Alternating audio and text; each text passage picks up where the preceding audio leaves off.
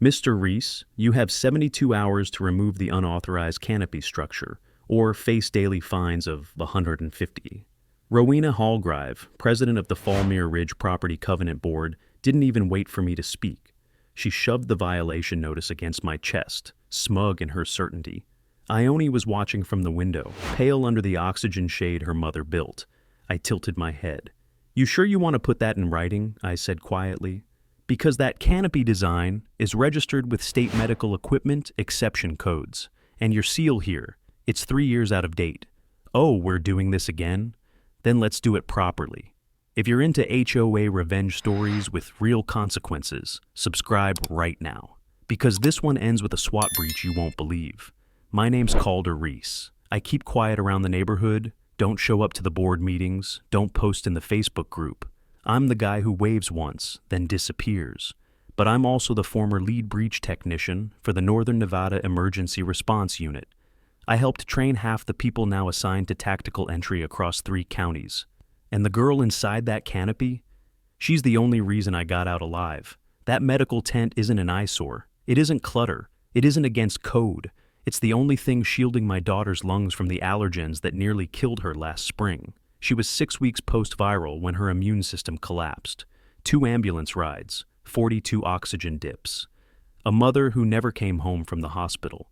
That canopy is Ione's last line of defense, and her late mother's last design. And now it's under attack by a woman with a clipboard and a vendetta. Falmere Ridge is a master-planned community designed to look clean on camera. Stucco symmetry, identical solar mounts. Fresh mulch every month. The kind of place that boasts unified aesthetics and standards of excellence like they're the law. The HOA here isn't just strict, they're paranoid. And Rowena? She runs it like a Cold War surveillance state. She has compliance agents who leave notes without names. She calls meetings at midnight and votes on policies without residents present. Until now, I stayed out of it. I figured, file your forms, play it safe, let the retirees have their fun. But when my daughter's air supply got labeled non-conforming architecture, it stopped being a game. I tried polite. I sent her the city medical exemption. I offered to move the canopy to the rear fence. No reply. Just more fines, more threats. And then her husband, Derek Hallgrive, started making rounds with a yellow vest and a clipboard. He called it a visual sweep for fire risk. What he was really doing was pacing within 6 feet of my side door, peering at the tent, recording on his phone. I caught him once, asked what agency he was with. He grinned and said, "Internal Safety Enforcement." I reported it to the sheriff. But there's only so much a deputy can do about a man with a camera and a fake badge in a private community. So I did what I was trained to do. I documented everything. Cameras, logs, dates, witnesses.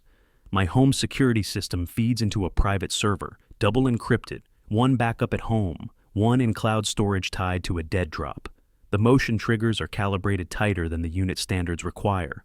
And most importantly, I trained Ione how to activate the emergency alert. Not a button, a phrase, one line of text. Blue code, stand still.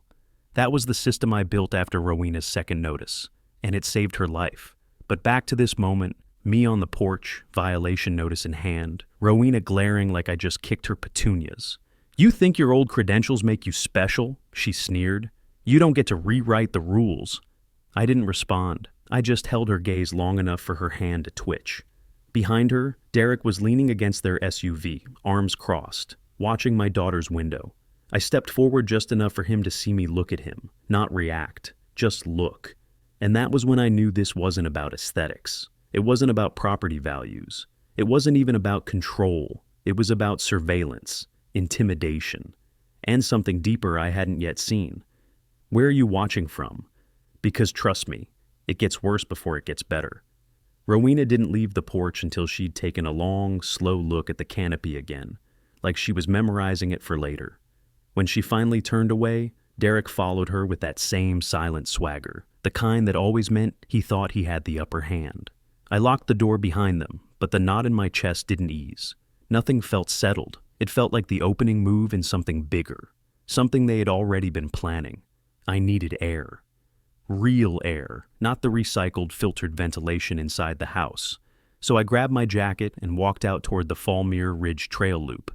It circles the neighborhood, cutting behind the xeriscaped lawns and artificial ponds, giving just enough distance to think without getting accused of loitering too close to someone's hedges. The sun was dropping low, casting long shadows across the path, and the whole place felt too quiet. This community always had that hush to it, like everyone was waiting to see who would step out of line first. As I reached the first bend, I passed the Brandt's place. Their blinds snapped shut the moment I walked by. Not unusual. People here kept their heads down around conflict. But lately, the tension had shifted. You could feel it humming under the surface, like the whole neighborhood was bracing for a hit they couldn't see. A woman walking her dog crossed the street when she saw me. She smiled weakly, then pretended to tighten her leash, as if that justified the move. That's what fear looks like: silent, jittery, polite. I kept walking, letting the rhythm of my steps drown out the part of my mind that kept replaying Rowena's notice. It wasn't just the wording, it was the timing. She delivered it minutes after a patrol car passed through the gate. She always struck when she knew there'd be a delay before anyone could respond. She understood optics. She understood power. That made her dangerous. Halfway down the trail, I slowed when I saw a familiar figure hunched near the community board, Dr. Clive Ambrose. He was pinning a flyer about the upcoming Aesthetic Standards Review Workshop, which was basically a polite way of telling residents new restrictions were coming. He looked tired, shoulders slumped like the paper weighed more than it should. He didn't see me at first. Then I heard it. His voice, low and tight. He wasn't talking to me. He was on his phone. And he wasn't whispering. He was arguing. "No, Rowena, you can't authorize that without a quorum," he said, rubbing his forehead. "I don't care what Derek observed. We don't have authority to perform medical compliance checks. No, we can't force removal based on appearance alone, because it's illegal, that's why." He paused, jaw tightening as someone barked through the speaker. Even from several feet away, I could hear the sharp tone. He stepped back from the board, pinching the bridge of his nose. "I'm not signing off on this," he said firmly. "If you push it, you're on your own." I didn't move, didn't make a sound. I let the conversation end on its own. When he finally turned and noticed me, he jumped slightly. "Oh, Calder," he said, startled, adjusting his glasses. "Didn't see you." "I heard enough," I replied, keeping my voice neutral. "Everything okay?" He hesitated. You could see the war behind his eyes, loyalty on one side, fear on the other. He swallowed hard. "Just board matters. You know how things get." It was the kind of answer meant to shut down the topic, not explain it. But his expression gave him away. Something was wrong in the way he wouldn't meet my eyes. Something bigger than fines and forms. Something he didn't want to admit he'd been part of. I didn't push, not yet. People like Clive don't respond to pressure. They respond to timing. As he walked off, he looked back only once, and it wasn't at me. It was at the trail that led toward my house. He wasn't checking the scenery. He was looking for someone, or making sure someone wasn't there.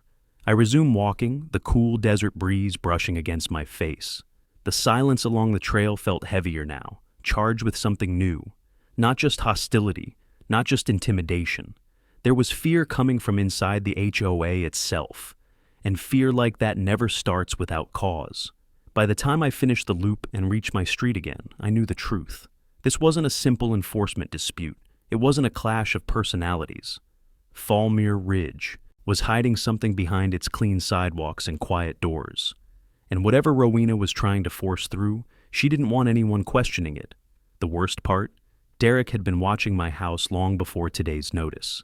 And Clive's tense phone call confirmed it wasn't random. Whatever they were planning next, it was already in motion. 3 days passed. 3 more fines arrived. Each one was more aggressive than the last, with Rowena citing obscure clauses about unpermitted auxiliary installations and non-standard structural aesthetics. It was the HOA version of carpet bombing. Wear you down with paper until you crack. But I wasn't cracking. I was watching, measuring, logging, and I wasn't the only one. I saw Clive again near the mailbox pavilion on Wednesday afternoon. He was standing next to one of the rust-colored benches, flipping through the HOA ledger binder like it physically offended him. His posture was rigid, jaw tight, eyes scanning lines with something more than administrative focus. He looked like a man counting sins. I didn't approach, just gave him a nod as I passed. His eyes met mine for a second, sharp, unsettled, then flicked away. That wasn't avoidance. That was fear. And something else. Guilt. Later that evening, I watched from my living room window as Derek made another pass. He walked along the curb with a headlamp on, holding what looked like a clipboard and some kind of measurement tool. Not a tape measure, something bulkier. He stood outside the canopy again, pretending to jot notes. He didn't knock, didn't speak, just lingered. Ione was inside, reading. I moved behind the curtain and adjusted the exterior cameras. The AI facial recognition software marked Derek's movement as the 6th incident in 9 days. At 2:17 a.m., the motion alert on my phone buzzed. I rolled out of bed instantly, checked the feed. Derek. Again. This time, he was crouched near the side fence, flashlight off. He was holding something, flat, rectangular. Not a clipboard, a badge, no. It looked like an old county utility inspector badge, the kind the water authority used before they switched to digital clearance IDs. I knew that badge. I used to train breach teams on how to identify legitimate inspectors during crisis zones. The problem was, it had been phased out 5 years ago. I didn't confront him. I didn't call it in yet. Instead, I screen captured the video and logged the timestamp. That kind of impersonation could go from creepy to criminal in seconds if you played it wrong. The next morning, I made my move. I went to the Fallmere Ridge Clubhouse, where the monthly Design Review Subcommittee meeting was scheduled. Most residents avoided these unless they were building something new. But I knew Rowena would be there. I also knew Clive had to attend as treasurer. The clubhouse was designed to feel modern. High ceilings, faux stone walls, decorative succulents, all sterile smiles and silent rules. I sat near the back, watching Rowena at the podium. Her voice was syrupy with just a hint of blade underneath. "We must enforce symmetry, even in emotionally sensitive cases," she was saying. "Otherwise, what's the point of a standards board?" That line sat in my gut like a stone. Clive sat at the end of the board table, flipping through a folder. He looked worse than before. His fingers tapped a pattern on the table, 3 short, 2 long, then a pause. A nervous tick, or maybe counting down to something. When the meeting adjourned, I walked the long way around the clubhouse to intercept him as he left. I didn't ask questions, just showed him the still image from last night. Derek crouched, holding that outdated badge. Clive stopped cold. He stared at the photo for a long time, then closed his eyes. "You weren't supposed to see that," he muttered. "I wasn't supposed to need to," I replied. He didn't look at me, just slipped the folder under his arm and walked off without another word. But the next morning, I found a plain envelope slid under my door. Inside, a printed map of Fallmere Ridge, with red markings near 3 properties, including mine, and a sticky note in small, shaking handwriting. "He's not just inspecting, he's recording access points." That was Clive. He hadn't said it out loud, but he'd spoken all the same. And I understood what it meant. Rowena was building a case that didn't just challenge the rules. She was laying the groundwork to justify entry. Derek was preparing something, and Clive finally had decided not to be silent. It didn't take long for the escalation to arrive.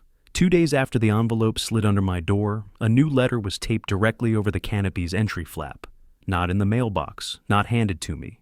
Just bold, wet ink on official HOA paper, plastered to the vinyl panel like a warrant. I peeled it off slowly, scanning every line as I went. Subject: Emergency Compliance Inspection. Health and Safety Ordinance B7.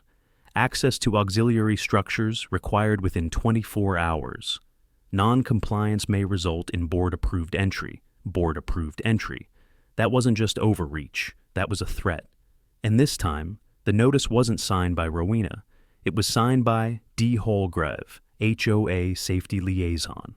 That position didn't exist. I'd read the bylaws top to bottom after the first fine. There was no safety liaison, no emergency ordinance called B7. This was fiction wrapped in formatting, but it was also a test, a probe to see how far they could push before someone pushed back. I walked the perimeter of my yard that night, double-checking the locks on the canopy's entrance gate. The motion lights had been rewired with a stronger grid just last week. My security feed was now set to auto-notify 2 off-site servers and 1 trusted contact. Deputy Marshal Rivera, my old teammate. She'd called me the moment I sent her the footage of Derek crouched. near the fence. "That's enough to trigger probable cause if he crosses the line again," she'd said. "You get me something live and current, I'll act." Now I had a live threat, a fake ordinance, a fake title, a man with no credentials signing off on entry into a medically active area. But I didn't just need to react, I needed to prepare, so I left the notice up, not out of fear, as bait. The next morning, I parked my truck across the street and walked Ione to the community rec center for her scheduled health check with the on-call paramedic. The walk there gave me a clear view of my home from a distance. And sure enough, at 11:36 a.m., a yellow vest rounded the back fence. Derek. He wasn't carrying a clipboard this time. He had a black duffel bag. I tapped my phone screen twice, triggering the silent perimeter alarm. The feed streamed instantly to Rivera's secured inbox. A second tap tagged the clip and uploaded it to the off-site drive. Derek stood at the canopy door for 30 seconds. Then he reached into the bag and pulled out something silver, small, shiny, a multi-tool. He leaned in. The canopy door zipper moved half an inch. That was all it took. The moment it moved, the pressure sensor along the entry strip triggered the alert system. A silent flash activated inside the canopy. No sound, just a blinking strobe to warn Ione. She wasn't inside, but the system didn't know that. It behaved as if she was. And that meant the next alert went directly to Rivera. 23 minutes later, I returned home. Derek was gone. The notice was also gone. But the sensor logs remained. The breach attempt had been real. The movement, the tool, the contact, all documented. I reviewed the footage again and again. Derek's posture wasn't casual. He wasn't inspecting. He was attempting controlled access. At 6:12 p.m., I received a reply from Rivera. No words, just a simple image attachment. A close-up photo of Derek, matched from my footage, with a timestamp overlay and agency watermark. She'd flagged him in the county system. We were past policy disputes now, past fines, past notices. This was criminal impersonation. That evening, I heard knocking at my neighbor's door. Soft, repeated. I stepped out to check. Clive was standing there, holding a file folder to his chest like it might explode if he opened it. He looked at me, just briefly, then turned and walked away without knocking again. But the message was clear. He knew what was happening, and if he wasn't ready to talk yet, he was getting closer. The HOA wasn't hiding behind bureaucracy anymore. They were creating their own, and I had just recorded their next felony attempt. I sat with the footage for hours. Every frame of Derek's approach played in a loop across 3 monitors. I had infrared overlays, motion heat maps, timestamp sync from my internal grid, and external feed comparison from the HOA's public camera, which conveniently had technical difficulties during the exact window of his attempt, but mine didn't. Mine was clean, direct, undeniable, and then I saw it, something small, nearly missed. In the moment Derek leaned toward the canopy flap, his badge flipped up briefly. Not just the outdated county seal, I'd seen that already, but the ID beneath it, it had a name, Desmond H. Not Derek, Desmond. It clicked immediately. He wasn't just pretending to be an inspector, he was using someone else's badge, a real one. From a former utility technician I remembered from a training certification panel in Reno. Desmond Hallgrive had been fired 2 years ago for falsifying inspection data. Derek wasn't a licensed anything. He'd taken his brother's old ID and passed it off like it was his own. That detail changed everything. I opened the encrypted archive on my secondary server and pulled up the statewide utility registry. It confirmed what I suspected. Desmond Hallgrive's license had been permanently revoked. But more importantly, the badge ID number Derek was carrying had been deactivated and marked invalid across all state systems. Now, I had impersonation backed by proof of a revoked ID. The level of offense was no longer petty intimidation. It was impersonation of a state official with the intent to access restricted medical infrastructure. And it gave Rivera what she needed to escalate. I forwarded her the footage, the ID freeze frame, and the registry cross-match. Less than 2 hours later, she called. "He used a revoked credential," she said flatly. "That's felony territory. I'm flagging him for unauthorized enforcement action and filing for a search warrant on all HOA property surveillance servers. I'll get you back up."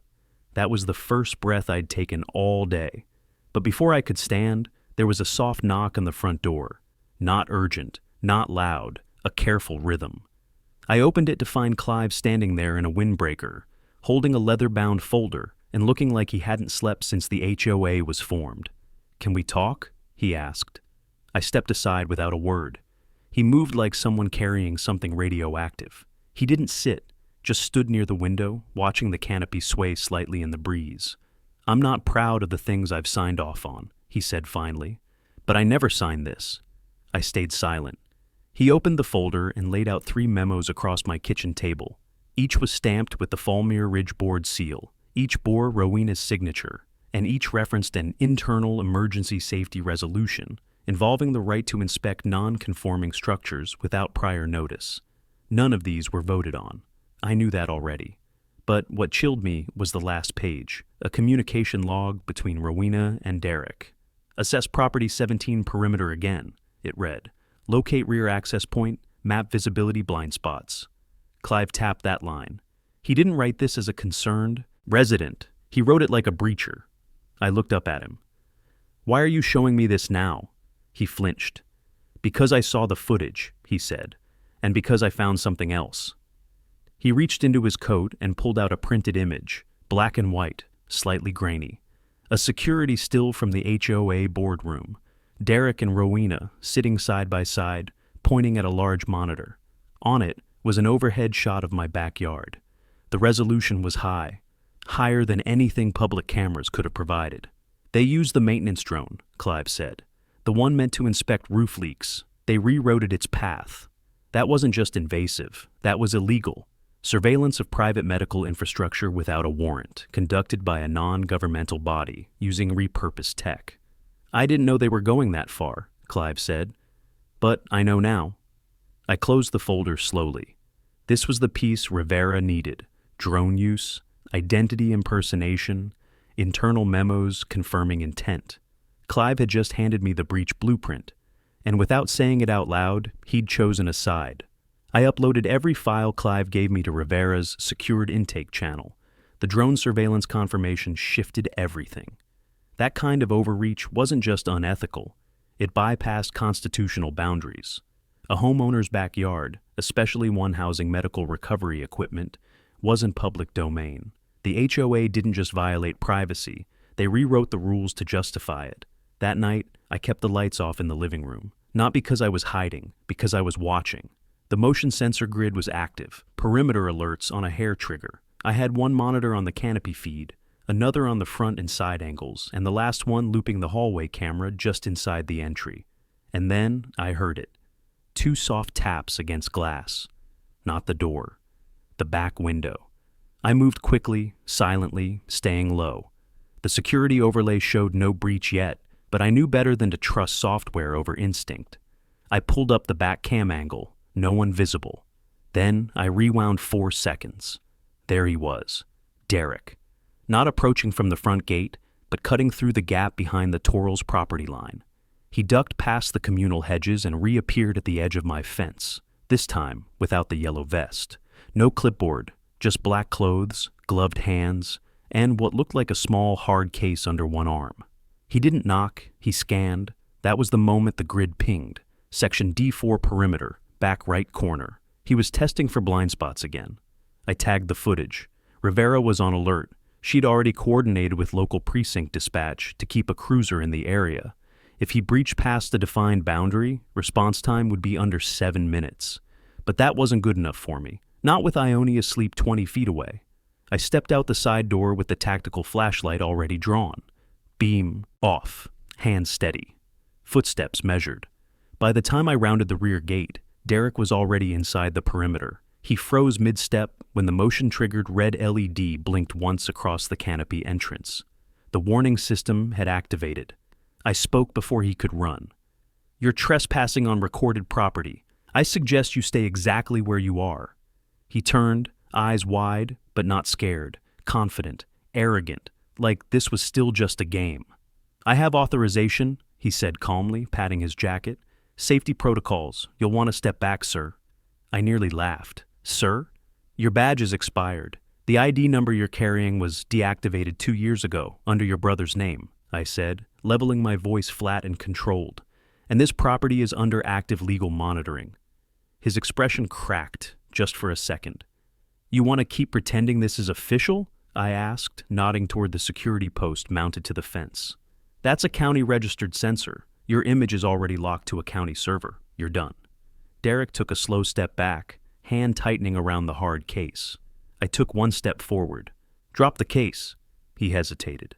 Then a bright floodlight snapped on overhead. The sensor-triggered auxiliary beam from the canopy's northeast tower. Full exposure. He blinked against it, fumbled, and dropped the case. It hit the ground with a metallic thud and bounced once. I kept my hands visible but didn't move. Within minutes, the cruiser appeared at the end of the block. I didn't call it in, the sensor alert did. Rivera's coordination had worked.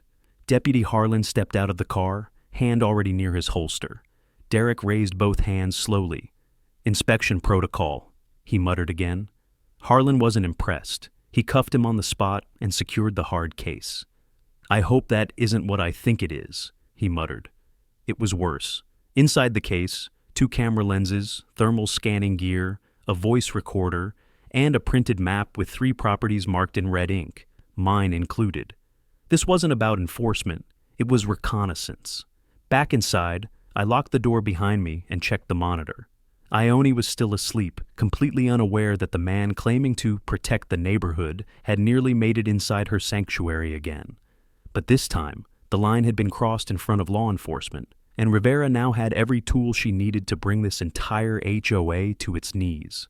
Rivera arrived just after dawn, not in a cruiser, not in uniform, plain clothes, badge on her belt, tired eyes that said she hadn't slept since the arrest.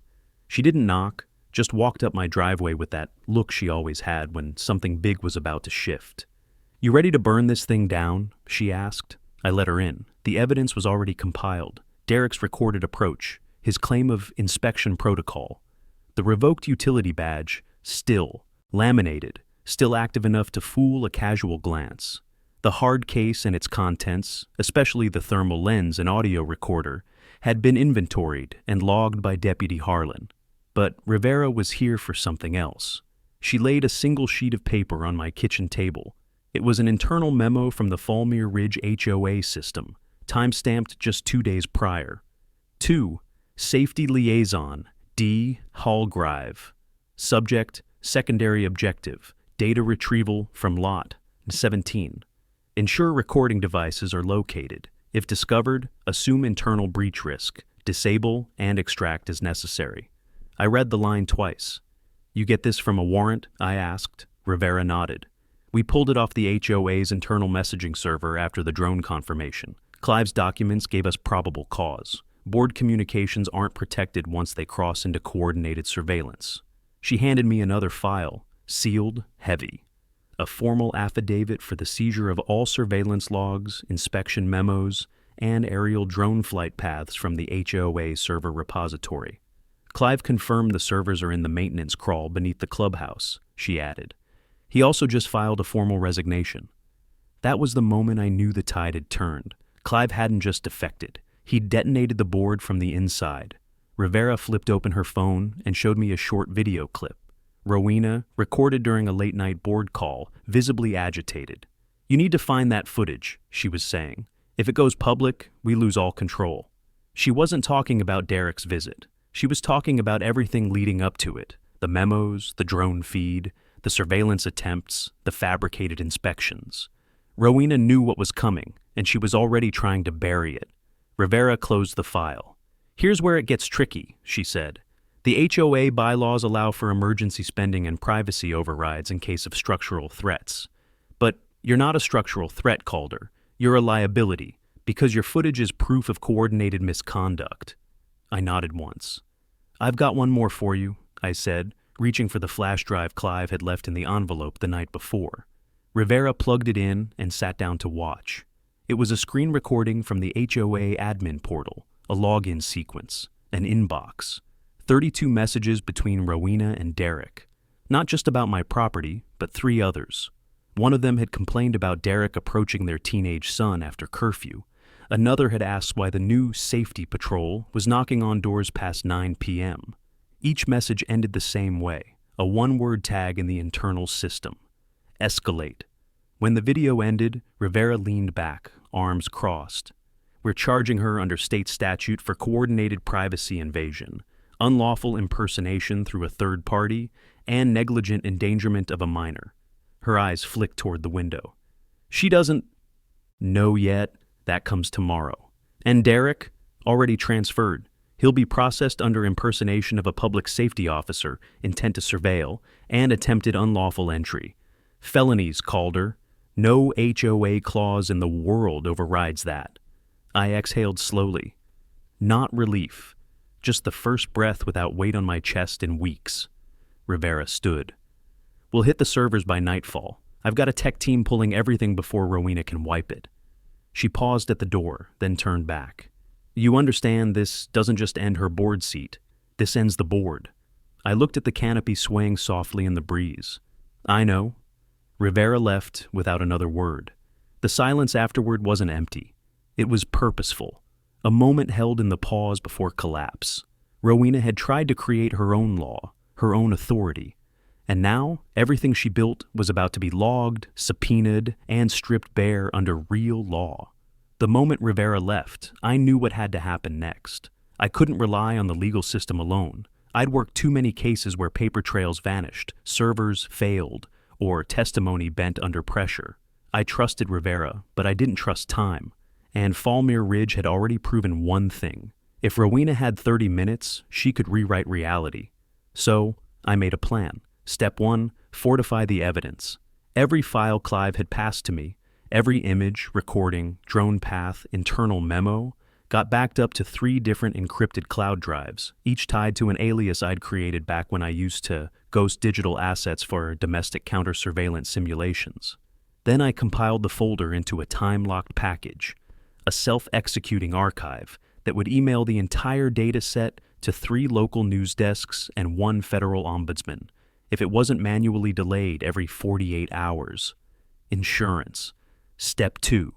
Secure Ione. She'd been shielded from most of this, but I wasn't risking another close call. I sent her to stay with her godmother across town, Eva, a retired emergency nurse who treated Ione like her own. I framed it as a surprise sleepover, complete with ice cream and late movies. Ione never questioned it. She kissed me on the cheek, smiled, and said, "Text me if my flower lights up," her phrase for the red alert indicator we'd set up in her room. It never had to light up before. I prayed it never would again. Step 3, return to the battlefield. I walked into the HOA clubhouse just before closing hours. No one stopped me. The receptionist wasn't there, and the door to the admin office was cracked just wide enough to catch movement inside. I stepped through. Rowena was at the far wall, sorting through a row of storage drawers with clipped frustration, her hands stiff and tense. She didn't flinch when she saw me. She just turned slowly, one eyebrow raised like I was late for an appointment. "You've made quite the mess," she said. "No, Rowena," I replied. "You did. I just made sure someone saw it." She crossed her arms, lips twitching. "You think your SWAT connections mean anything here? You're just a homeowner with a grudge. You don't get to threaten the systems that keep this community safe. Is that what Derek was doing with thermal gear and a drone? Keeping us safe?" I took a step closer. "Or were you trying to find a back door into my house without triggering the real law?" Her eyes narrowed. "You're bluffing," she said, but her voice cracked. "I've got memos, I've got time stamps, and your own treasurer just turned over enough to sink this board twice." I leaned in.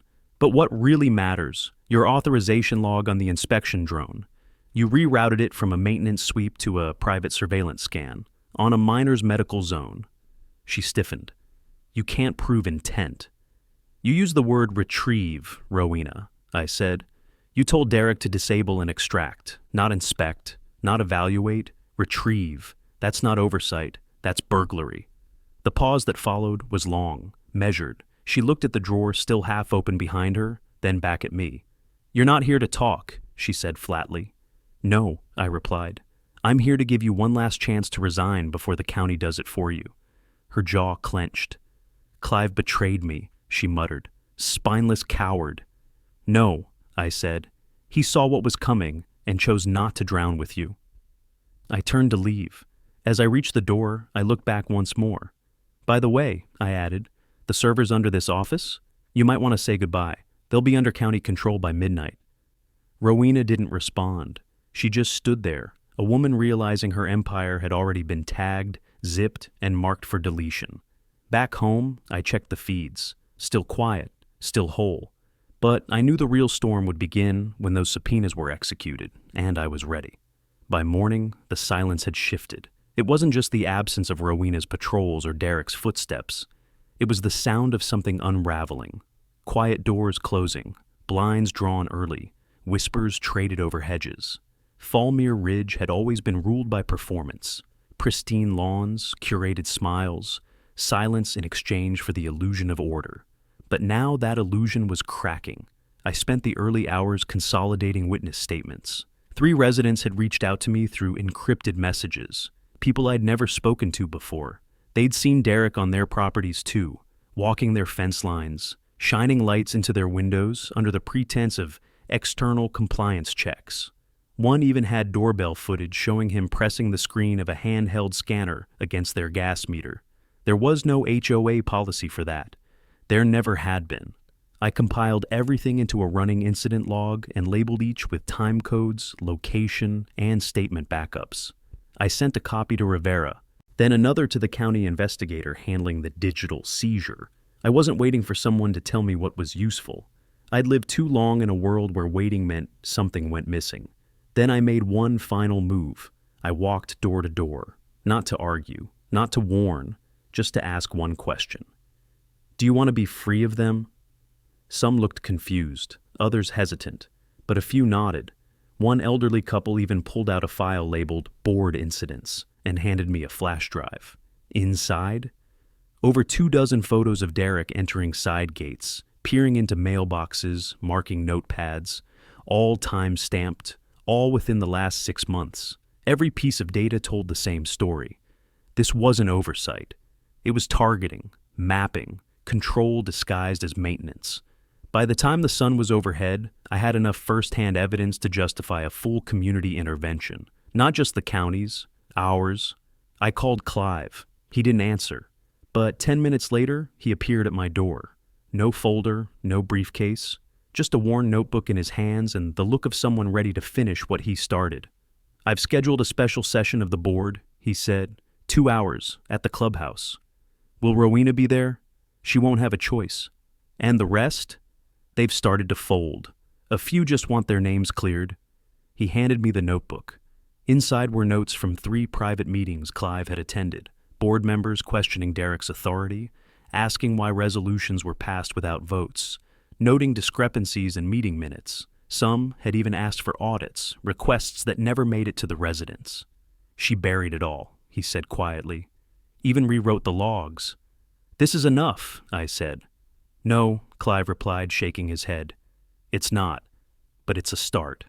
2 hours later, the community clubhouse was fuller than I'd ever seen it. No refreshments, no courtesy smiles, just folding chairs, tension, and the cold fluorescent buzz of reckoning. Rowena arrived late. No clipboard, no entourage, just a tight smile and a folder under one arm. She sat at the head table like she still had control, but when she looked around, she saw what had changed. Clive stood. As acting treasurer, he began, I hereby submit the motion to suspend all operations of the current Fallmere Ridge Board of Directors pending external investigation. Murmurs rippled through the room. Rowena didn't flinch. This motion has no standing, she said flatly. You can't call a session without president approval. Clive reached into his coat and pulled out a sheet of paper. Per Article 6, Subclause C, in the event of administrative misconduct, the treasurer may convene an emergency vote with 1/3 resident sponsorship. He turned, and 37 hands lifted into the air. Rowena's eyes went sharp. You've all been misled. No, I said, stepping forward. We've been watched, harassed, trespassed against, and we've documented every second of it.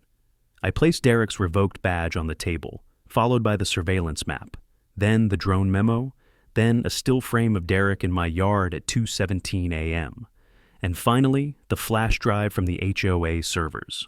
Rowena stared at the pile like it might ignite. "You'll regret this," she hissed. "No," Clive said quietly. "You will." And for once, she didn't have an answer. The county team arrived before sunrise. 2 unmarked vehicles rolled up to the clubhouse. No sirens, no spectacle, just authority in plain clothes, clipboards in hand, and badge wallets tucked into belts. Rivera walked in behind them, her presence as calm as it was final. I watched from across the street, leaning against my truck, sipping cold coffee while the sun crawled over the rooftops.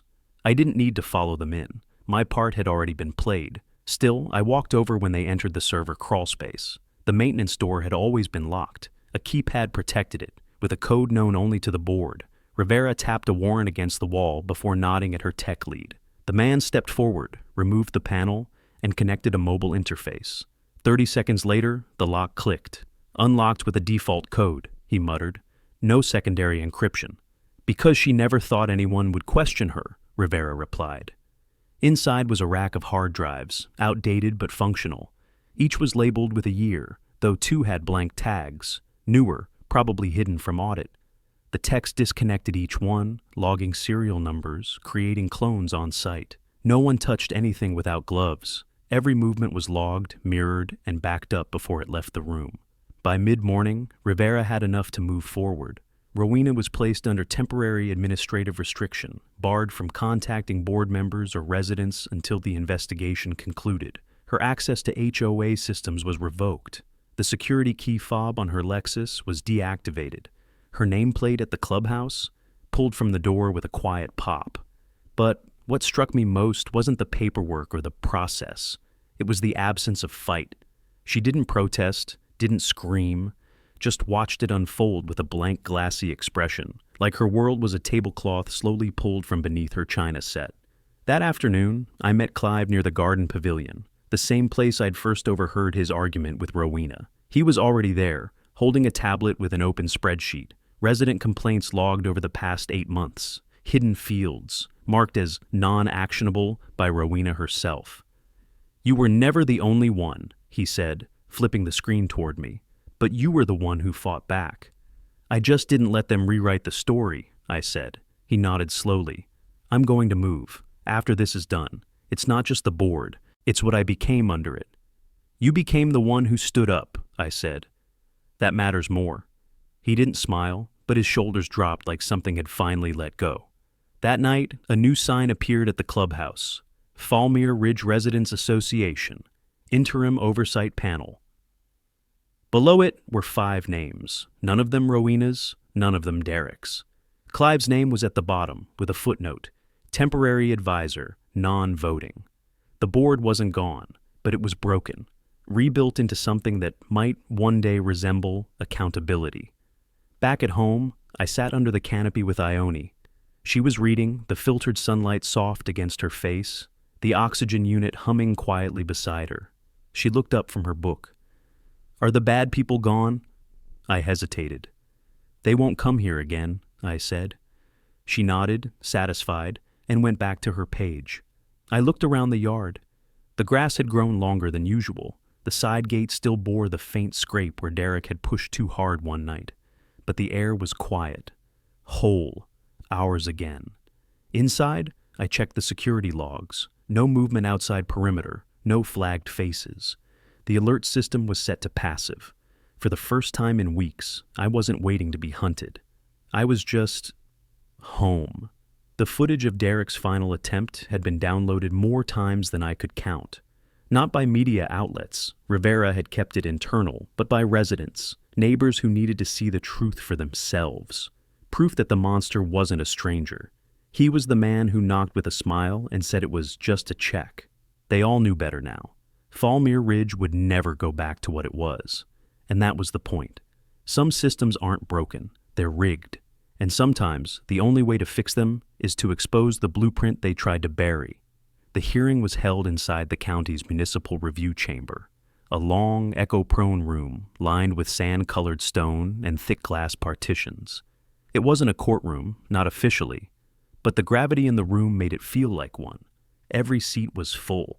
Residents from Fallmere Ridge lined the back wall, some still in business attire, others gripping manila folders and marked-up envelopes filled with printouts, timestamps, and screenshots. A few clutched their violation letters like relics from a war they didn't know they were allowed to fight. I sat near the front, 2 rows behind the desk, where Rivera stood beside the county investigator. Her presence was quiet, almost dismissive, until she began speaking.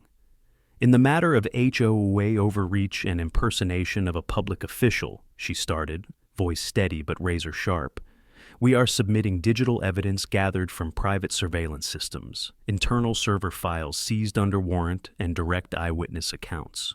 We request that the board of Falmere Ridge be placed under external audit and stripped of enforcement privileges effective. Immediately. Rowena sat alone. No defense attorney, no Derek. Just her and a stack of documents that looked more ceremonial than strategic. She was pale, still styled to perfection, hair pinned, blouse stiff with starch. But the confidence she once wore like a badge had been replaced with a stony silence. The first witness was Mrs. Heller from Lot 41. She spoke about how Derek had entered her backyard during a rainstorm, citing flood zone compliance while snapping pictures of her shed. He told me I wasn't allowed to stand in my own yard while he inspected, she said, voice shaking. I didn't even know he wasn't with the city until Mr. Reese told me. Next came Mr. Alvarez, who provided footage of Derek circling his teenage son's parked car 3 nights in a row, flashing a handheld scanner at the license plate. When Rivera played the drone footage, the same aerial path Clive had exposed, there was no sound in the room, just the silent sweep of the device, gliding over rooftops, pivoting mid-air to hover over the canopy sheltering my daughter. The feed paused on the infrared overlay, a faint heat signature beneath the vinyl lining. Rowena's signature appeared in the metadata, date, time, instruction to override the drone's maintenance route and enable full scan. Did you authorize this surveillance? The county official asked her. Rowena said nothing. Do you deny knowledge of these flight paths? Still nothing. Clive was called next. He looked older than the last time I saw him, but his voice was firm. I enabled the subpoena, he said, because what was happening wasn't just unethical, it was dangerous. We weren't enforcing policy, we were targeting people. The final piece was mine. I submitted the incident logs, the footage of Derek trespassing, the revoked badge, and the internal memo instructing him to retrieve and disable surveillance from my property. I didn't speak long. I didn't need to. The images said what words couldn't. The county investigator cleared his throat after reviewing the final packet.